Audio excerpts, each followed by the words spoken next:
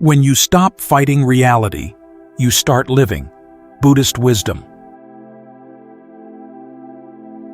There's a moment that comes to everyone, when something you believed was solid simply dissolves. A relationship ends. Someone you love dies. Your health fails. The ground disappears. But the Buddha saw something different.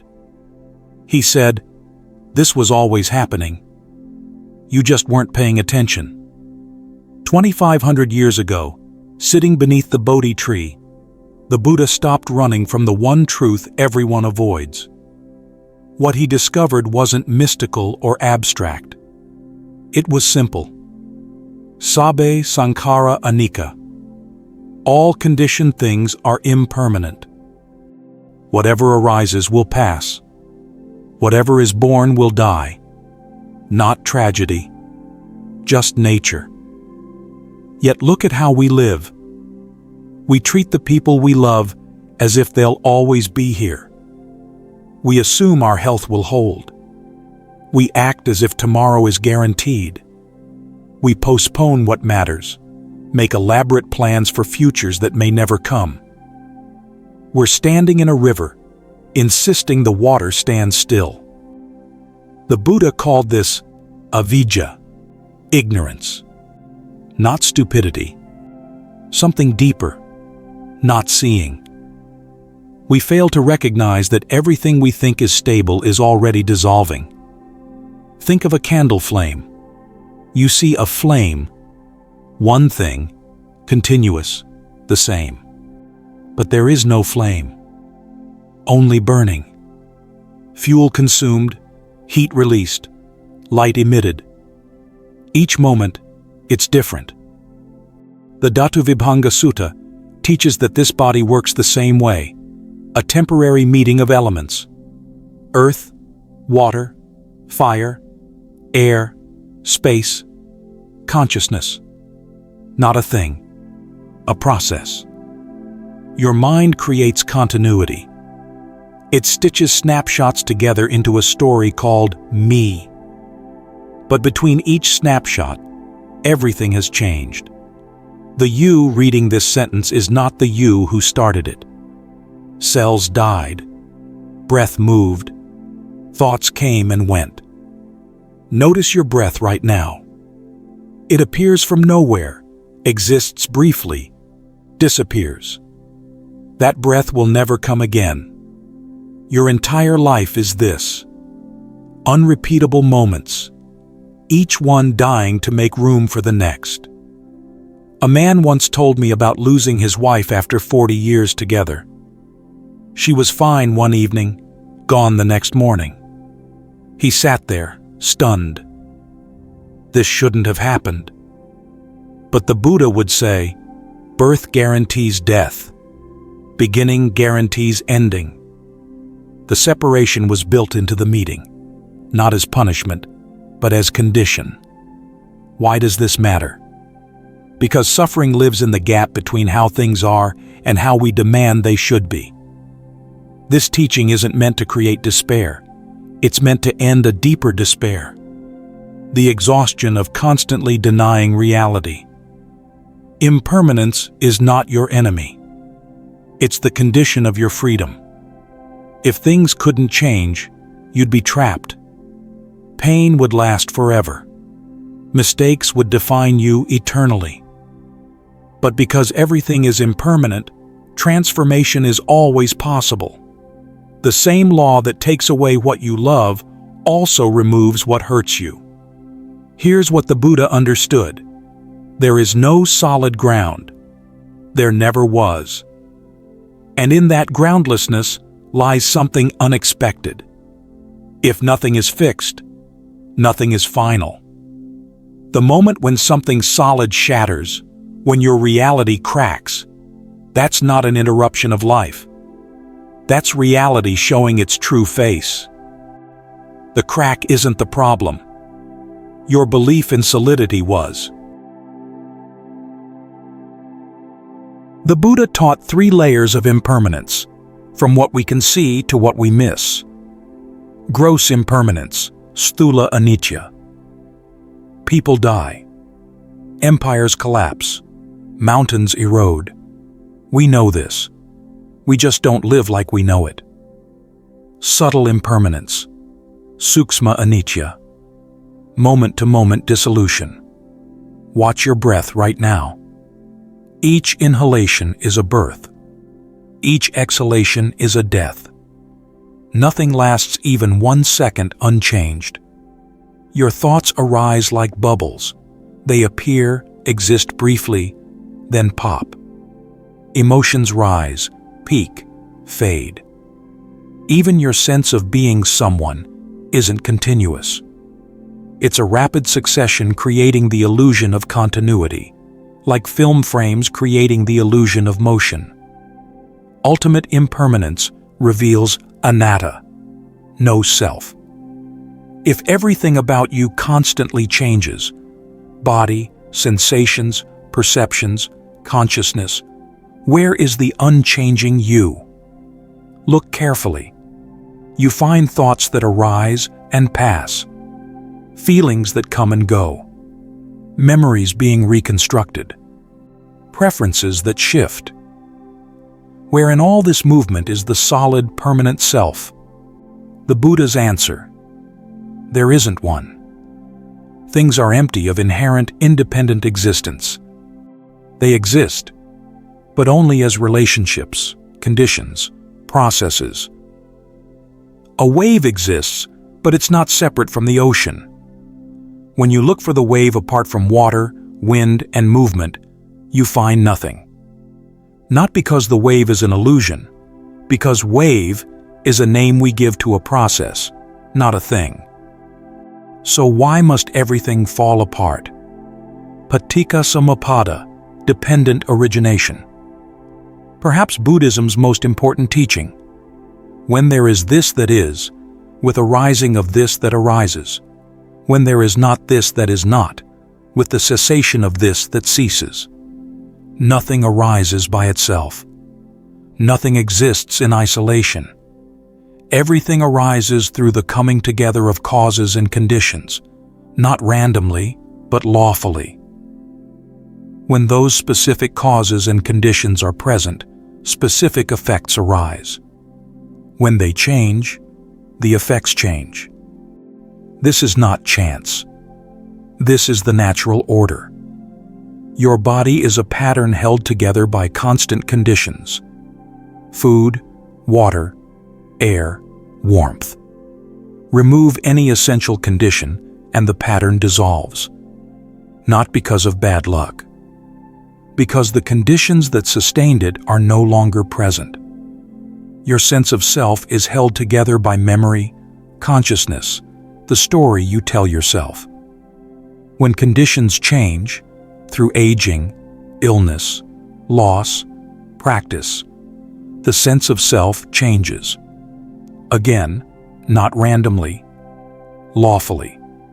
A flower exists because soil, water, sunlight, and seed come together. Not by accident. Through precise conditions meeting. When conditions shift, the flower transforms. Not failure. Natural law. Interestingly, modern physics points to something similar. At the deepest level, physicists find no solid things, only relationships, fields, processes. The methods are different: mathematics versus direct observation, laboratory versus meditation. But both arrive at a world far more fluid than our everyday experience suggests. Here's the teaching's deepest gift. Because everything arises through causes and conditions change, transformation isn't just possible, it's inevitable. The same law that creates suffering can end it. The same law that binds can free. If even one thing had permanent, independent existence, one solid ground, you'd be trapped. But because everything arises dependently, impermanent and empty of inherent nature, nothing is fixed. Change follows natural law. The pain you're feeling exists because specific conditions came together. When those conditions change, and they will, the pain will change. The mistake you made arose from conditions that are already different. You are not the same person who made that mistake. This isn't philosophy. This is physics, biology, neuroscience, all pointing to the same truth. You are not a noun. You are a verb. This is why impermanence is not the problem. It's the door. Only in a universe where everything is impermanent, dependently arisen, and empty of fixed nature can there be a path from suffering to freedom. Understanding doesn't end suffering. Suffering doesn't arise from impermanence itself. It arises from our relationship to it. Sabbe sankhara dukkha. All conditioned things are unsatisfactory, incapable of providing lasting happiness. Why? Because we keep demanding permanence from what cannot be permanent. This is tanha, craving. The compulsive reaching the Buddha identified as suffering's root. Tanha is not desire itself. Desire is natural. Hunger, thirst, the wish to avoid pain. Tanha is desire infected with delusion. It's the belief that fulfilling this desire will finally bring lasting satisfaction. It's the if only that haunts us. If only I had this. If only they stayed. If only things didn't change, then I'd be okay. The Buddha identified three forms. Kama tanha, craving for sensory pleasure. This shows up as denial. Death happens to others, not to me, not yet. So we live as if we have infinite time. We postpone what matters. We take people for granted. We're building sandcastles at the tide's edge, refusing to look at the approaching waves. Bhava tanha, craving for becoming, for control. If I plan carefully enough, control tightly enough, I can make things stay. I can prevent loss. This is the exhaustion of the perfectionist, the anxious mind spinning endlessly, trying to nail down a future that hasn't arrived yet. But reality doesn't cooperate with control. The harder you grip, the more you suffer when things slip through your fingers. Vibhava tanha, craving for non-becoming, for annihilation. If nothing lasts, then nothing matters. Why love if you'll lose what you love? Why build if it'll crumble? This sounds like wisdom, like seeing through illusion. But it's still craving. Craving for things to be other than they are. This may be the most insidious form. Rejecting life itself, because it won't meet your demand for permanence. In the Upajjhatthana Sutta, the Buddha gave 5 reflections that strip away fantasy. I am subject to aging. I cannot escape it. I am subject to illness. I cannot escape it. I am subject to death. I cannot escape it. I will be separated from everything I love. My actions are my only true belongings. These aren't meant to depress you. They're meant to cut through delusion. What we're really afraid of isn't death or loss. What terrifies us is the dissolution of I. If everything changes, if even this body and mind are impermanent, then what am I? This existential vertigo drives all our grasping and avoiding. Somewhere deep down, we sense that the I we're convinced of might not be real in the way we think. That's terrifying. Our entire life is built around this I. This is what we're resisting. The groundlessness of existence itself. The fact that there is no permanent place to stand, no unchanging self to be, no security to achieve. Every strategy to create permanence, wealth, status, relationships, control, even spiritual attainment, ultimately confronts the same truth. You cannot make the impermanent permanent. Here's the crucial insight. The suffering doesn't come from the falling. It comes from the reaching. The reaching creates the illusion that there should be something to grab. Between what happens and how you respond lies a space. In that space lives choice. Not the choice to make things permanent, that's impossible. But the choice to stop demanding permanence. The choice to open your hand instead of making a fist. This doesn't mean you stop caring. It means you finally see. The war against impermanence is a war you cannot win. The moment you stop fighting is the moment peace becomes possible. Liberation is not found by escaping impermanence. It's found by fully embracing it. The Buddha's radical move, not transcendence, but transformation of how you relate to change itself. The teaching is upekkha, equanimity, not emotional flatness, not spiritual numbness.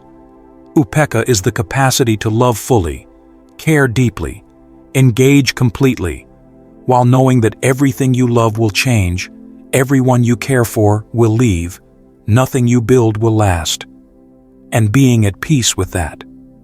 The Karaniya Metta Sutta says, "As a mother protects her only child with her own life, cultivate a boundless heart toward all beings." Boundless love, yet no possession. The mother's love is fiercest precisely because she knows the child is not hers to keep. Here's the paradox. You cannot truly have anything until you stop trying to hold it. When you open your hand, when you love without grasping, you're fully present. Every moment becomes precious precisely because you know it won't last. The path has 3 practices. First, anicca, contemplation of impermanence. Direct observation. The Satipatthana Sutta teaches, establish mindfulness in 4 foundations. Body. Watch breath. Arise. Exist briefly. Pass. Watch postures change. Watch sensations appear and disappear. Feelings. Notice pleasant sensations arise, peak, fade. Notice unpleasant sensations do the same. Mind. Watch thoughts bubble up, exist briefly, vanish. Watch emotions rise, crest, fall. Phenomena. See the 5 aggregates all arising and passing. See the 6 sense bases all in flux. When you see impermanence directly, not as concept, but as lived reality, clinging loosens on its own. The seeing itself is the letting go. Second, Maranasati, death awareness. The Buddha taught monks to contemplate death daily. In the Anguttara Nikaya, he praised those who reflected that death could come between breaths. Not next year, not when you're old, between this breath and the next. When you truly internalize this, life becomes vivid. The argument from yesterday suddenly seems absurd. The grudge you've been carrying loses weight. Death awareness is the great clarifier. It shows you what actually matters and what you've been wasting your life on. Third, metta and karuna, love and compassion. When you truly see that everyone is subject to aging, illness, death, separation from what they love, something shifts. Compassion becomes not a moral obligation, but a natural response. You recognize, we're all in the same situation. We're all temporary, vulnerable, trying to find solid ground where there is none. The person who hurt you is suffering from the same delusion you once suffered from. How can you hold on to hatred when you see this? When someone is angry, you don't get angry back, because you see their anger is already passing. When someone is suffering, you don't turn away, because you see that suffering too will change. Nibbana, the unconditioned. Everything we've discussed is conditioned, arising dependent on causes, existing temporarily, passing away. But the Buddha pointed to something beyond conditions. Nibbana, the unconditioned, the deathless, the end of suffering. Nibbana literally means extinguishing. But what's extinguished is not you. What's extinguished is tanha, the craving, the grasping that creates suffering. Everything that collapses does so because it was built. Everything that dies does so because it was born. But what about what was never built? Nibbana is what's revealed when all the building stops. When nothing is constructed, nothing can collapse. When nothing is held, nothing can be lost. This is the deepest freedom. Freedom not from change or death or loss, but freedom from the need for things to be permanent. In his final moments, the Buddha said, Vaya Dhamma Sankhara, Apamadena Sampadetha. All conditioned things are subject to decay. Therefore, strive on with diligence. Not, don't worry, you'll see me again. Not, trust in something eternal. But, everything falls apart. So wake up. Be present. Don't waste this. The world is not falling apart as tragedy. The world is doing what worlds do, transforming, flowing, becoming, dissolving. What's falling apart are the illusions you built around permanence. And when those illusions finally crumble, not through force, but through clear seeing, what remains is not despair. What remains is freedom, presence, love without clinging. You don't become less human. You become fully human, awake to the beauty of what's here precisely because it won't last. This is the path, not away from impermanence, but through it. Will you walk it awake or asleep? With resistance or with grace? The teaching is complete. The rest is practice.